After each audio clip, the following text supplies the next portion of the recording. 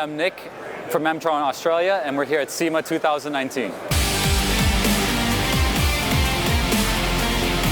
So since last year's SEMA, what we've been up to is we have some new products that we've come out with. We have two new dashboards that we've released, a 5-inch dash and a 7-inch dash, and also some CAN display gauge systems, and also some other CAN devices like a CAN keypad and things like that. And then other than that, we've just been growing internationally as a brand, and here in the United States as well. So the reason we have a dash as part of our lineup now is to add brand continuity to all the products that we sell.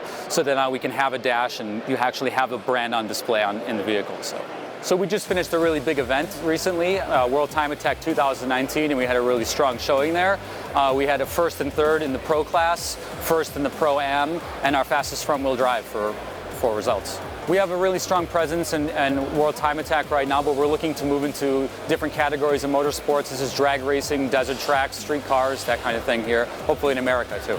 An example of a drag application being used in America here is Tim Slavin's No-Mod Camaro, supported by Joe over at Hyperactive.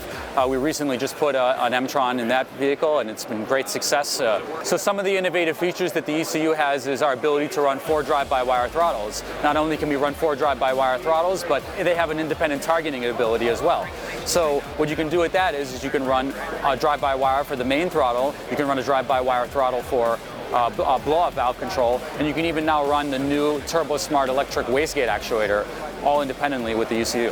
One of the new innovative features of the EMTRON ECU is its ability to calculate torque and then perform torque management. And the way that it does that is with the fully tuned engine, it looks at air mass, fuel mass, and can calculate the actual torque that is being produced. So now that the ECU can calculate torque, those channels, like every other channel in the EMTRON ECU that are calculated, can be used anywhere that you want in the ECU.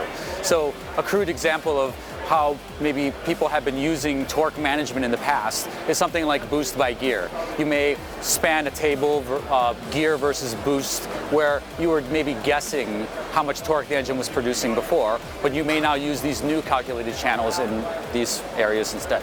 Furthermore, if you wanted to use these channels, you can use them in the more comprehensive functions in the ECU, such as the traction control functions or the launch control functions in the ECU, where now you can actually target a launch torque or a moving torque target. A more complex method of utilizing the torque management in the ECU now, instead of just cutting the engine or doing something crude, would be we can now tell the ECU how to control it in maybe a smoother method, where we can tell the ECU to use retard or even drive-by-wire control. So it's a different form it's a more modern way of controlling torque in the engine. So for a drag racing application, for example, we could use the launch control function and have actually 2 different targets, where we can have a stopped torque target and then a moving torque target.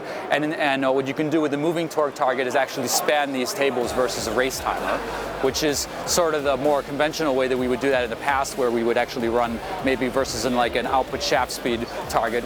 We would now be looking at actually a torque target that we would be looking at. In contrary, for a circuit car, for example, we may look at like a target slip error versus G-force versus tractive effort or tractive force that the ECU also calculates, and actually have a target torque value for that as well.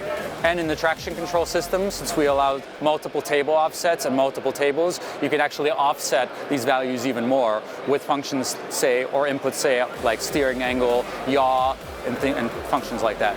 So this information is also valid for other reasons too. So for a data export or for using it to build a car, for example, you may take the calculated torque and use it to send to a torque converter company to build a torque converter.